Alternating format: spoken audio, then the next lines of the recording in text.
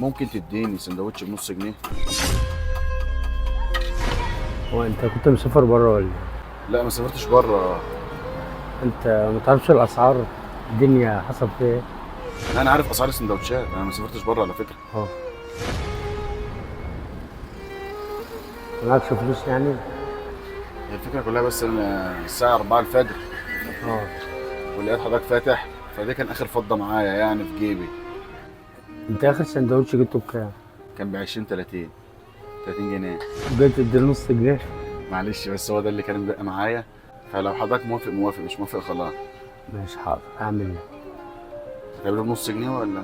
لا خلي نص جنيه وانا اعمل لك اللي انت عايزه. اعمل لك واحد ولا اتنين؟ لا واحد بس كفايه، بس احد. واحد كفاية. مش هيشبعك.